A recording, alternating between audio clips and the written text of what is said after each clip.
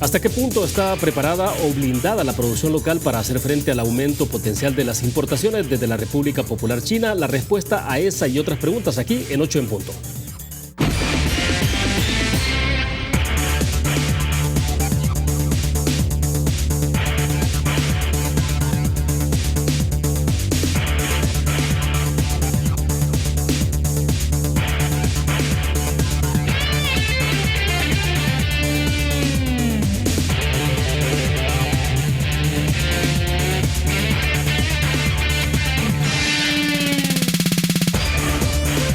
Este es el momento de todos. Banco Agrícola nos hace un llamado a la reflexión, a que nos demos cuenta que este es el momento de hacer que las cosas sucedan, de superar adversidades y sobrepasar límites. Es nuestro momento de construir un mejor país todos. Antes de presentar a nuestro invitado de esta noche a 8 en punto, quiero mostrarles a ustedes, tenemos una secuencia de Twitter de distintos partidos políticos que se han pronunciado, porque este día, en horas de la tarde, Carlos Castaneda, el ministro de Relaciones Exteriores de nuestro país, ha sido citado ante la Comisión Política para que informe sobre este proceso que se desarrolló de establecimiento de relaciones diplomáticas con República Popular China. Algunos diputados han expresado la incertidumbre que esto ha generado tras esta decisión. Por ejemplo, lo que tenemos en pantalla, el diputado Rodolfo Parker dijo que tengo inquietud producto del conversatorio del partido. Se consideró que al aperturar las relaciones diplomáticas con China Popular se estaría inscribiendo al país en una tensión geopolítica entre El Salvador y Estados Unidos. Luego, la diputada Margarita Escobar del partido Arena. La Constitución se expresa a mandatar que el territorio nacional es irreductible. La Cancillería, pregunta ella, se ha asegurado que en la compra o venta de islas o islotes del Golfo de Fonseca no violentan la soberanía e integridad territorial de El Salvador. Y el diputado Guadalupe Vázquez de Ghana dice: creemos que por ley le corresponde al Ejecutivo dirigir la política exterior y las relaciones con otras naciones. Pero quisiera saber, preguntaba él, cuál será la acción del gobierno respecto a los 42 millones con los que China-Taiwán apoyaría con el parque cafetalero de El Salvador. Eso es lo que ha ocurrido en Asamblea Legislativa. Le mostramos esa cadencia de Twitter justamente para que ustedes vean un poco lo que ha ocurrido ahí.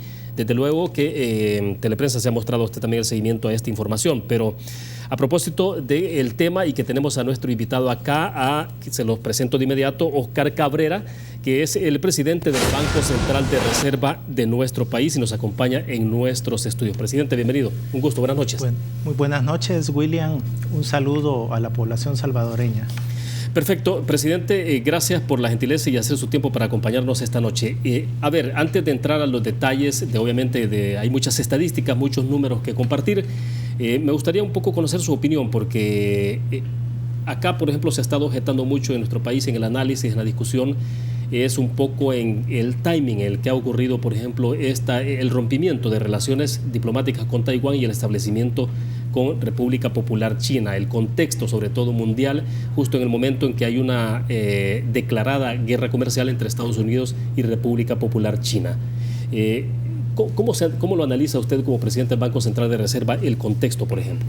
Yo creo que desde julio de 2014 El Salvador ya había hecho esfuerzos concretos para fortalecer las relaciones comerciales con China.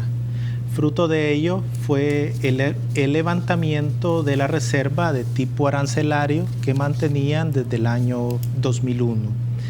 Acá lo que se dio, fruto de esas negociaciones, es que los aranceles del café sin tostar se redujeron del 50% al 8%.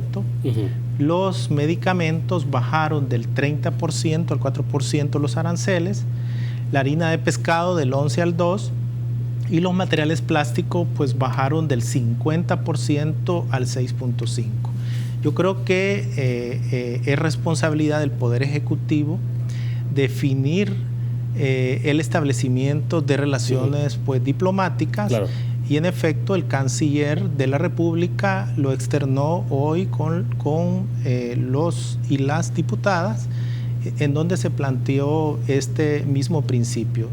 También el canciller sostuvo que ha habido todo un esfuerzo de establecimiento de relaciones diplomáticas, no solo con China, sino que con otros países. Y bueno, creo que los intereses nacionales tienen que primar por otro tipo de intereses, sobre todo los ciudadanos, tanto en El Salvador como en el resto del mundo, hay que responderles. Y hay riesgos externos, por ejemplo, la finalización del programa TPS para 190,000 salvadoreños y sus familias, la finalización del programa DACA, donde hay alrededor de 30,000 Dreamers, 34,000 Dreamers, un sentimiento anti-inmigrante pues, en los Estados Unidos, y obviamente una política proteccionista férrea por parte de la administración Trump. Esto nos lleva a plantearnos cuál debe ser posibles soluciones para el futuro de El Salvador. Y qué mejor que establecer relaciones diplomáticas con uno de los colosos más grandes pues, en el mundo.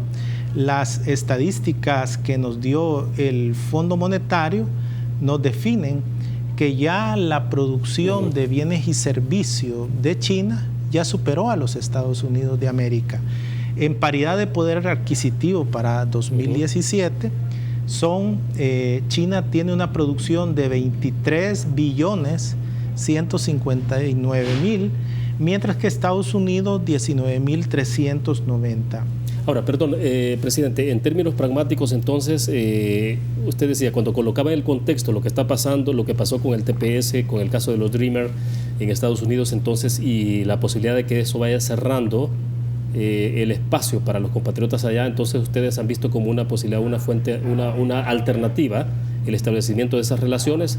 Me pregunto, pero ¿hasta dónde hay suficiente conciencia de que nos ubicamos también en el contexto geopolítico y entra toda esa discusión de la guerra comercial que tiene Estados Unidos con República Popular China? Y no solo es con República Popular China, es con la mayoría de nuestros socios comerciales, con Japón, con México, con Canadá, con todos los países de la Unión Europea. Entonces hay un común denominador que obviamente esta tendencia hacia el proteccionismo no es bueno. Dice un proverbio chino que hay que dejar que el mercado funcione, paradójicamente, y consideramos que hay un espacio para que El Salvador a futuro pueda desarrollar su economía, y lo mismo menciona Moody's en un informe que publicó ayer, en el que plantea una perspectiva positiva para El Salvador, ¿verdad? Moody's nos menciona que hay posibilidades de fuertes inversiones en infraestructura para la economía salvadoreña. También nos menciona posibles vías para necesidades de financiamiento público. En fin, creo que nuestro interés es tener relaciones diplomáticas con nuestros dos principales socios comerciales. Uno es los Estados Unidos de América y otro en el que no teníamos relaciones diplomáticas es China. El segundo mercado al que nosotros importamos es China. Lo que nos está diciendo es que a pesar que las relaciones diplomáticas no se habían iniciado, ya 5,000 empresas estaban importando bienes de esta economía. Ahora, pero si estaba ocurriendo eso, ¿se podía prescindir entonces de romper las relaciones con Taiwán y establecerlas con República Popular China, siendo que ya había ese proceso, ese vínculo comercial? Yo creo que hay que ir pensando en términos potenciales, ¿verdad? Más que en términos geopolíticos. La historia económica de El Salvador ha sido pensar en términos geopolíticos y hemos perdido la oportunidad hace 47 años de poder establecer relaciones comerciales con China. En 1978 los Estados Unidos de América rompe relaciones diplomáticas con Taiwán e inicia y reconoce que solo existe una China. Igual nosotros no podíamos dejar que de nuevo partiera ese tren. teníamos que subirnos a ese vagón y obviamente esto nos va a llevar a cumplir uno de los grandes objetivos de nuestra política pública, y es la planificación.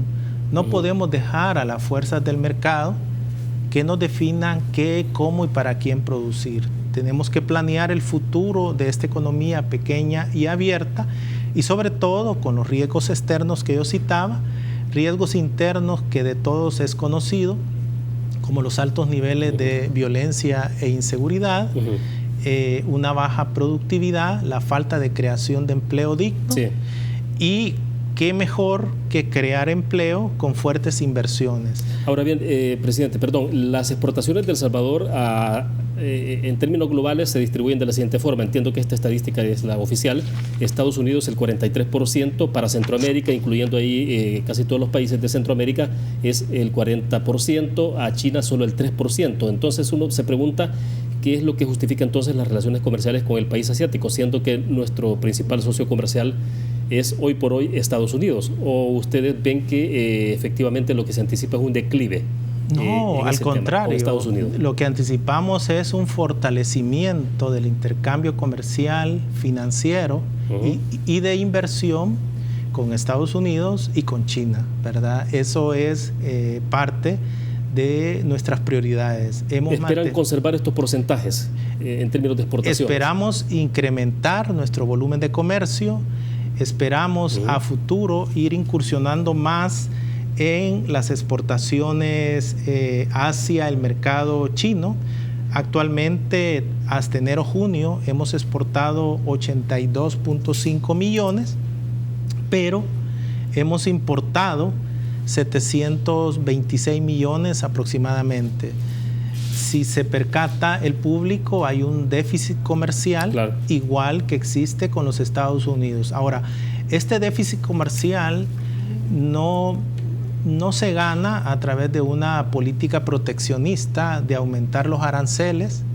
Por el contrario, el premio Nobel Joseph Stiglitz ha planteado que el método más sostenible para mejorar un déficit comercial de grandes proporciones es ahorrando más para financiar los niveles de inversión. ¿A usted le preocupa o no este déficit que tenemos registrado en este momento, sobre todo porque se podría profundizar, pero le preocupa o no? Yo creo que a nuestro gobierno hemos encaminado una estrategia para ir reduciendo ese déficit comercial, y quiero citar la política de diversificación y transformación productiva. Hace 20 años la fotografía de nuestras exportaciones era que el 85% de lo que exportábamos eran bienes agropecuarios. Si vemos hoy la fotografía de las exportaciones, el 96% de lo que exporta El Salvador son manufacturas. Hay un cambio estructural en la forma como estamos produciendo, y eso a pesar que producimos y comerciamos utilizando una moneda tan fuerte como es el dólar, ¿verdad? El Salvador no tiene la capacidad, como el resto de la región centroamericana, de poder devaluar su moneda. Entonces, la única vía que tenemos para ganar competitividad, y a mí me encanta siempre mencionárselo a la población, porque de hecho es la vía más sostenible, es aumentar la productividad laboral, aumentar la mecanización, pero no dejar de lado de mejorar los salarios de los trabajadores. Entonces, creo que el camino largo es aumentar la productividad, el camino corto es simplemente devaluar una moneda. Perfecto. Debo hacer una pequeña pausa. Cuando regresemos, me interesa que hablemos un poco sobre el tema de las exportaciones, por ejemplo, qué va a ocurrir con el tema del azúcar. Correcto. Y de otros productos, y todo este tema que un poco inquieta, ¿no? Y es hasta dónde, por ejemplo, en el tema del transporte, qué tanto puede eso complicar esa relación, es decir, exportar de aquí a China continental, cuál es el impacto que tiene el tema del transporte. Vamos a hacer una pequeña pausa, regresamos. Banco Promérica cuenta con la garantía de rapidez en todas sus cajas, donde te atienden en 20 minutos o menos. Continuamos en 8 en punto. Oscar Cabrera, presidente del Banco Central de Reserva, es nuestro invitado. Dos temas le dejaba pendiente para el análisis, Oscar, y es el tema, le decía, con el azúcar, con las exportaciones de azúcar, un proceso que estaba ya en desarrollo con Taiwán. ¿Qué va a ocurrir entonces en el caso de China continental? Ese es un punto. El otro es que hoy Manuel Enrique Heinz, el ex ministro de Hacienda, participaba en una actividad en Fusades y él decía, entre otras cosas, en el análisis que estaba haciendo, que él consideraba que China puede presentar muchas oportunidades, pero que es escéptico de que tanto esas oportunidades se pueden lograr, porque decía él que China es muy proteccionista y a veces se colocan incluso obstáculos en términos burocráticos a las importaciones. Y hacía referencia, por ejemplo, que China ofreció en algún momento un salvavidas cuando se cayó la actividad de la recesión mundial, ¿no? Y entonces se levantó y contribuyó mucho en América Latina. Pero él hacía referencia a un punto, hablaba sobre la participación de los commodities en nuestras exportaciones, que es bajísima. Entonces, quisiera conocer un poco su opinión sobre este último punto y después hablamos del tema del azúcar. Sí. Eso va en línea con lo que yo comentaba, que dentro de la canasta de las exportaciones, el 96% de lo que producimos son manufacturas. Y hay algo que yo creo que es correcto. En el caso de China, el 86% de lo que exportamos a China es azúcar. Es un mercado que se puede desarrollar mucho más con el inicio ya de las relaciones diplomáticas con China. También cito a la ministra de Economía, que externaba que el Tratado de Libre Comercio con Taiwán se mantiene a la fecha. Y yo pongo un ejemplo. Si las relaciones, sin la existencia de las relaciones diplomáticas con China continental, ya se exportaba 1.447 millones, pues lo mismo puede suceder con el intercambio comercial de Taiwán, ¿verdad? Sin tener relaciones, el intercambio puede permanecer, ¿verdad? Entonces, y otro elemento que yo creo que vale la pena ponerlo sobre la mesa es qué es lo que estamos importando de China. Lo que estamos importando de China, el 35.8% del total de las importaciones de China son maquinaria, equipos y suministro. Lo que se está viendo por parte de nuestros empresarios es un proceso de reconversión industrial, es decir, incorporando maquinaria que es obviamente mucho más eficiente, y nuestro principal país al que importamos bienes de tecnología, de información y comunicación es China. 172 millones hemos importado entre enero y junio del 2018. De Estados Unidos, lo que es tecnología de información y comunicaciones es apenas 17 millones, ¿verdad? Entonces, hay una potencialidad para adquirir maquinaria y equipo, para reducir los costos de producción de nuestras industrias. Sí. Y también hay otra capacidad para la transferencia tecnológica. Ahora bien, el universo de productos exportables hacia República Popular China es bastante limitado en nuestro país. Le digo esto porque, claro, si uno se compara con grandes economías en Sudamérica, por ejemplo, ellos han tenido mucho que exportar, ¿no? Por ejemplo, en el tema de la soya, los metales, el hierro, el cobre, etcétera.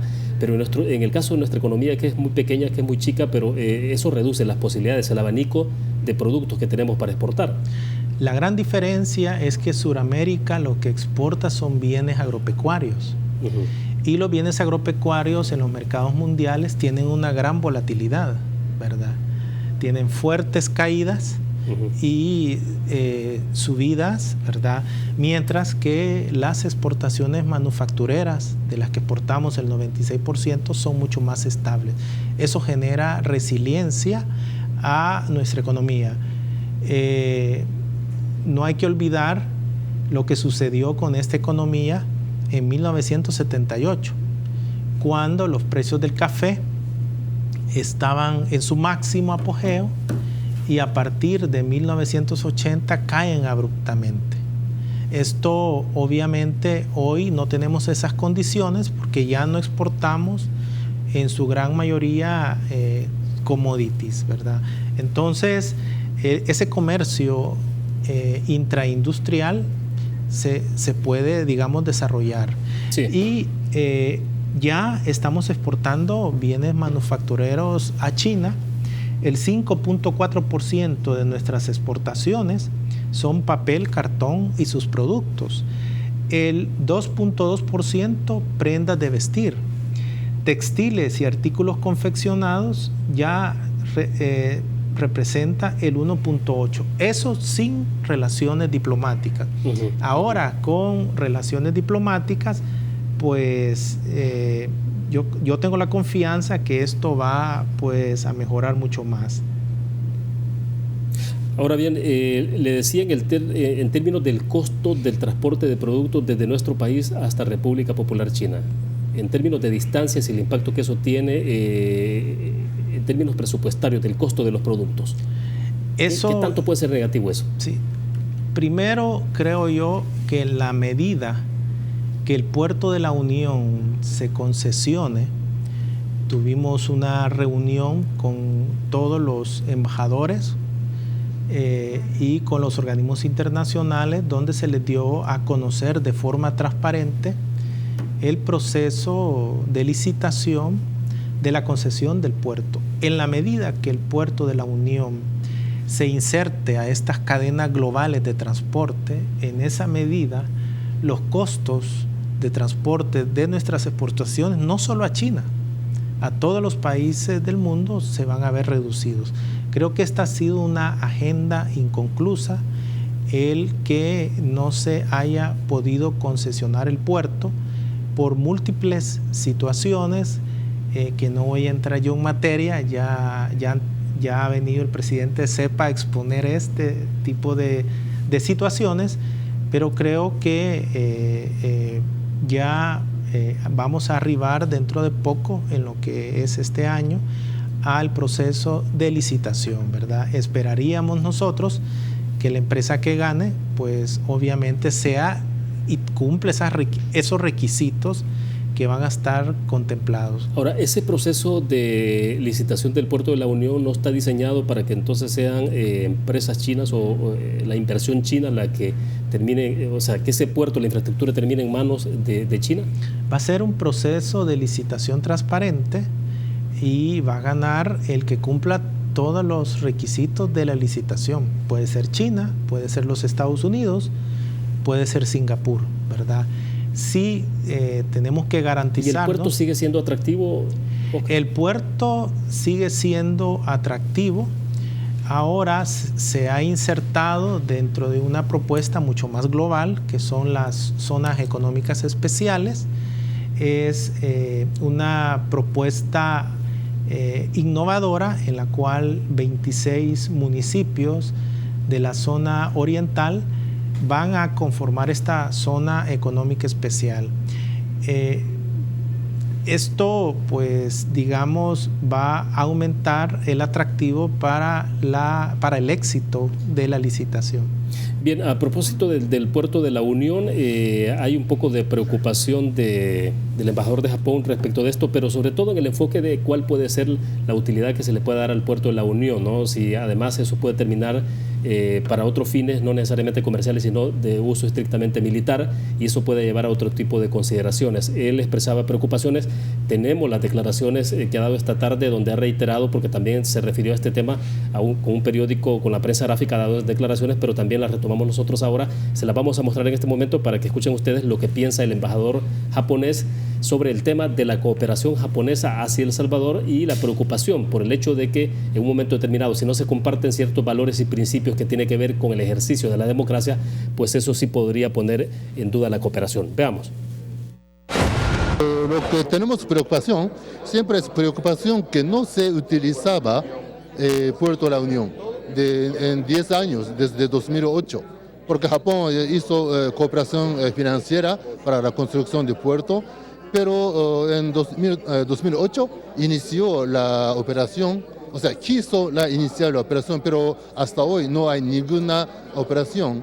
Aún así, ellos no está bien. Entonces, siempre como Japón tenemos mucha preocupación. ¿Cuándo puede iniciar la operación. Que compartimos Japón y El Salvador se rompen. Entonces tenemos que revisar la cooperación nuestra a El Salvador. La buena relación que actual. Así no hemos dicho nada de vamos a romper o no vamos a romper. Siempre mantengamos la relación buena con El Salvador. También continuamos el programa de cooperación económica, sí, hasta que tengamos mutuos valores fundamentales. Bueno, esa era la preocupación que mostraba, presidente, el embajador de Japón sobre el tema, decía él, de cómo en un momento determinado, si no se comparten los principios y valores de ambos países, Japón y El Salvador, en tema de la democracia, la transparencia, etcétera, y cuál es la finalidad también del puerto de la Unión. El señor embajador de Japón estuvo presente en la reunión donde se dio a conocer por parte del presidente de CEPA, de la señora ministra de Economía y por parte del vicepresidente de la República, los principios con los que se iba a licitar el puerto.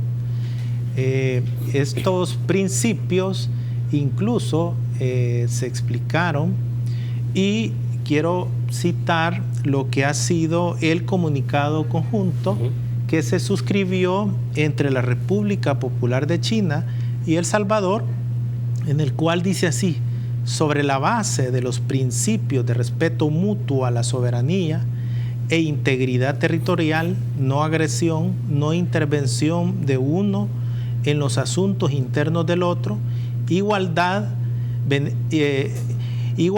y beneficio recíproco y coexistencia pacífica. Este es el comunicado que se hizo público, ¿no? Ese es el comunicado que se hizo público. Pero hay un documento mucho más extenso que esto. Hay un documento y también, digamos, hay que recordarle a la población que ese puerto de la Unión es un crédito que tiene la República de El Salvador con el gobierno de Taiwán, y que el presidente de CEPA anunciaba que ya se ha pagado el 77%. Entonces, ¿de qué estamos hablando? Estamos hablando de un empréstito. Estamos hablando de un crédito que la República de El Salvador ha continuado cancelando, ¿verdad? Entonces, no voy a entrar en el debate digamos, sí están muy claros los objetivos que se suscribieron entre la República Popular de China y la República de El Salvador, ¿verdad? Y por otro lado, ya se ha dejado muy claro cuáles son los principios para la licitación del puerto. Perfecto, debo hacer otra pausa. Cuando regresemos, un poco cómo se articula todo este esfuerzo con las zonas económicas especiales. Vamos a una pausa, regresamos con más.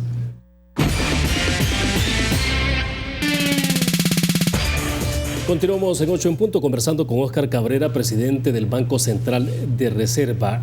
Presidente, un poco ha habido siempre la preocupación, un poco de especulación, ¿no?, alrededor de esto, sobre todo por el tema que tiene que ver de qué transparente se hizo a la hora de tomar una decisión sobre el rompimiento de las relaciones.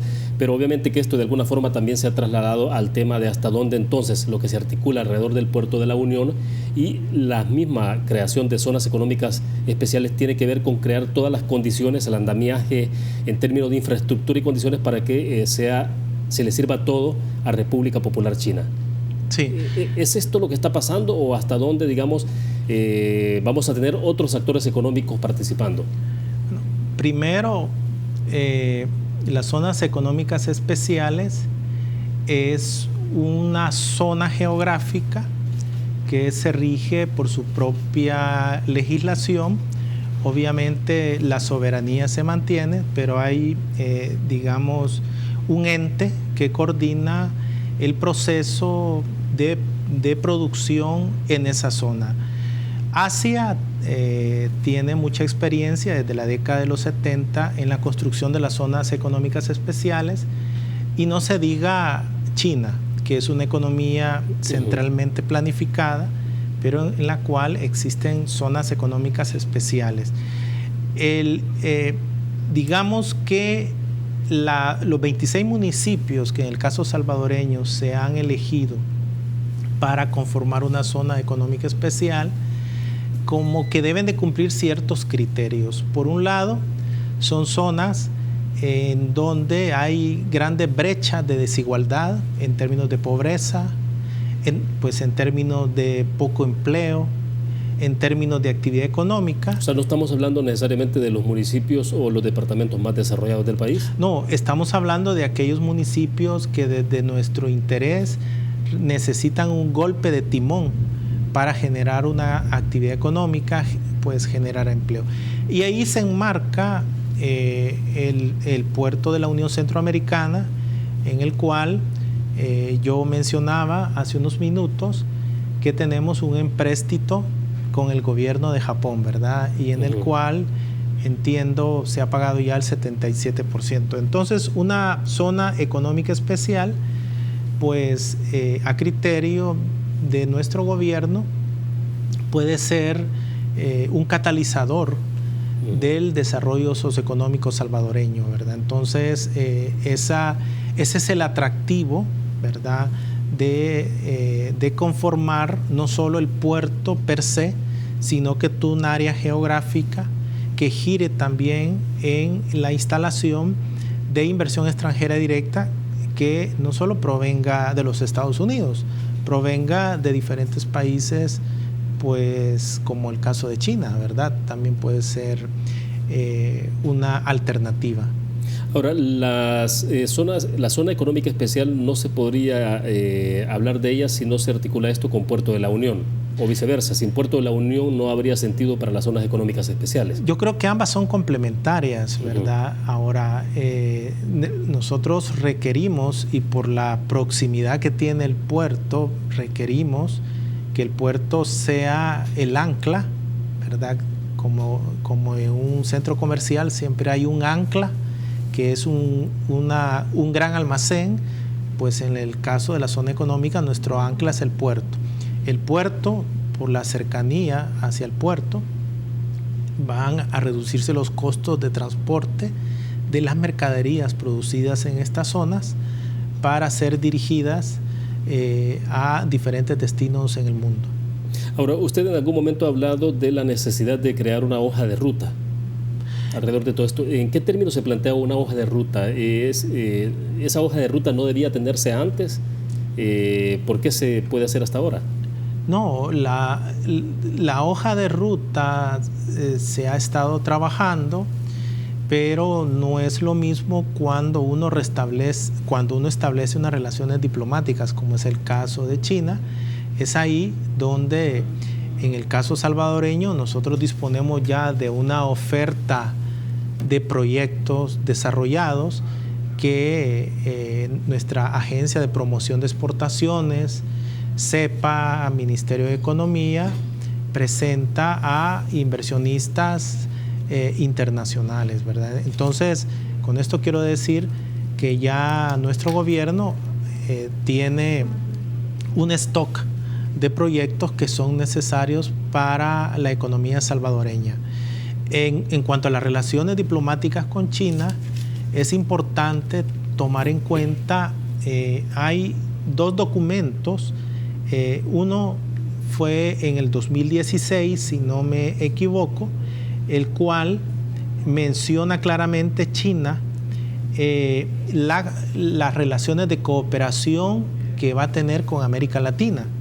Y en este documento de China nos menciona cuáles son los énfasis. Su cooperación va en infraestructura, su cooperación va en inversiones productivas, en todo lo que es trámites de importación y exportación. Y en fin, ese es el primer documento que yo creo que es importante conocerlo como para irnos aproximando a encontrar aquellos proyectos que son de interés del sector privado chino como del sector público. Sí. Ahora bien, todo lo que pueda desarrollarse en términos de infraestructura, presidente, en toda las zonas económicas especiales, el mismo Puerto de la Unión, todo lo que se pueda desarrollarse ahí y el impacto que esto pueda tener sería hasta después de 2019. O sea, no habría algo concreto que pueda ocurrir este año. Eso es uno de los grandes objetivos que tiene nuestro gobierno, es encontrar también proyectos detonantes que puedan pues ejecutarse en el corto plazo.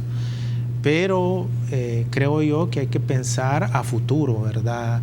Hay una serie de proyectos a futuro que también hay que dejarlos encaminados y hay que estar pensando como país. El otro documento que yo creo que es muy importante analizarlo es el documento que dice Made in China 2025. Este documento lo que pretende es China en el 2025 quiere ser el líder en tecnologías a escala internacional.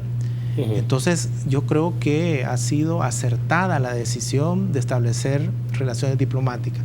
Y los campos o los 10 sectores prioritarios van en maquinaria agrícola, equipamiento eléctrico. Hemos invertido en la diversificación de la matriz energética en El Salvador. Entonces aquí hay un campo que se correlaciona.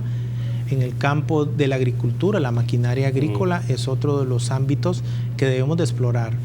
Es ir reduciendo esa alta vulnerabilidad a las sequías y utilizando métodos alternativos, por ejemplo, como los sistemas de riego por goteo. En países donde existe bastante tasa de desertificación, la forma como producen, y lo producen de manera intensiva, es a partir de estos sistemas pues agrícolas, sí, ¿verdad? Ahora, pero están claros de que mucho de lo que venga corresponderá al próximo gobierno.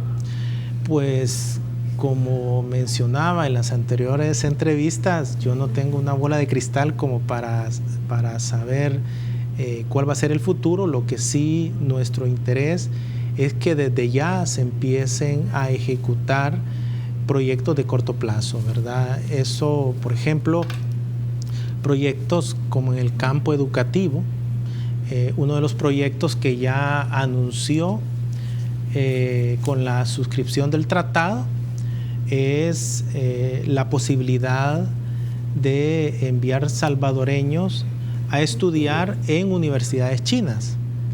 Y acá yo quiero citar cómo es el alto nivel educativo de las universidades pues, chinas. Primero, China es la economía que está registrando más patentes en el mundo. China es el que más produce investigaciones que se publican en las revistas especializadas. Y las universidades, por ejemplo, la Universidad de Fudan en Shanghái y la Universidad de Pekín, están enfocadas hacia la investigación científica y tecnológica. Entonces, creo yo que en la medida que salvadoreños asistan a estudiar a estas universidades de alto nivel, pues en esa medida yo creo que vamos a tener pues acciones concretas de muy corto plazo, ¿verdad? De acuerdo. Hacemos la última pausa comercial. Volvemos con más. Bien, estamos al cierre de 8 en punto. Presidente, los niveles de otros países, obviamente, y el caso de China, bueno, Estados Unidos, en términos de la protección de su propia producción, el tema de los subsidios siempre son muy altos. Estados Unidos, por ejemplo, en el tema de la agricultura, tienen subsidios muy importantes. Entonces, ¿cómo se encuentra nuestro país, la economía de nuestro país, de nuestros productores que pueden participar aprovechando el mercado chino? Sobre todo considerando de que en el país no necesariamente se tiene tanta medida proteccionista para ciertos sectores. ¿Cómo trabajar en esa parte? Porque lo que vamos a tener es un aumento, quizás se puede incluso duplicar en un momento determinado todo el tema de estadístico de importaciones hacia El Salvador. Pero entonces, ¿cómo proteger la producción local? Hace, si no me equivoco, hace un año, la Asamblea Legislativa aprobó la Ley de Defensa Comercial, que tiene como objetivo pues obviamente proteger a nuestros productores de medidas, digamos, antidumping o de medidas que se llaman de discriminación de precios de tercer grado. Sí. Es decir, esta es una herramienta que echaba de menos yo como parte de las herramientas que debemos de tener para garantizar nuestro tejido empresarial. Es importante acelerar este proceso de implementación de esta ley y, por otra vía, las relaciones con China tenemos, y esa es responsabilidad del Ministerio de Economía, por lo tanto no voy a entrar pues en materia mucha, sino que dar algunas grandes ideas. Ya el Ministerio de Economía ya está implementando necesariamente qué tipo de barreras va a sugerir negociar con China para que se reduzca. Pero sí hay sectores que hay que proteger. Hay sectores que debemos proteger, sí, eso es muy normal y pues obviamente digamos el Ministerio de Economía sí tiene claro como ese mapa de sectores, ¿verdad? Sí, porque me imagino que hay conciencia también de que algunas empresas sí pueden quebrar, ¿no? O sea, si no están debidamente, el rubro, digamos, en el que pueden desarrollarse no está debidamente protegido. Yo creo que esa es una actividad continua que tiene que tener nuestro Ministerio de Economía para la protección de nuestros productores y también de nuestros exportadores. Para eso la OMC define claramente qué barreras son prohibidas, ¿verdad? Y lo estamos viendo en el caso de la guerra comercial que existe entre los Estados Unidos y casi todos los países desarrollados, ¿verdad? La Unión Europea, sí, Japón, China, y que indirectamente van a resultar afectados muchos países de Asia que exportan vía China hacia los Estados Unidos. Entonces es algo del día a día, ¿verdad? Que hay que continuar protegiendo nuestros sectores claves. Así como China, yo citaba 10 sectores que son prioritarios para China. Nuestra economía tiene varios sectores que se han definido como prioritarios dentro de la política de transformación productiva. La agroindustria, ahí tenemos los alimentos, la producción de chocolates, alcoholes, maderas, textiles, la química farmacéutica, la química básica, la plástica, la aeronáutica, los servicios avanzados a las empresas, call center, transmisión de datos. Esos son nuestra prioridad, ¿verdad? ¿Y por qué son nuestra prioridad? Primero porque tienen ventajas competitivas en el mundo, pagan los mejores salarios y obviamente la productividad es elevada. Entonces, vuelvo a insistir, hay que trabajar de manera continua fortaleciendo las capacidades vía productividad, pero también, si en dado caso hay todo tipo de barreras que no están dentro de la OMC, que no son permitidas, pues hay que denunciarlas. Bueno, perfecto. Se nos ha agotado el tiempo. Esperamos que no sea la primera ni la última, sino que pueda estar con nosotros más adelante. Y continuamos haciendo siempre después, presidente, haciendo una evaluación de cómo avanza este proceso. Le agradezco por su participación. Ha sido un gusto y un saludo a la población salvadoreña.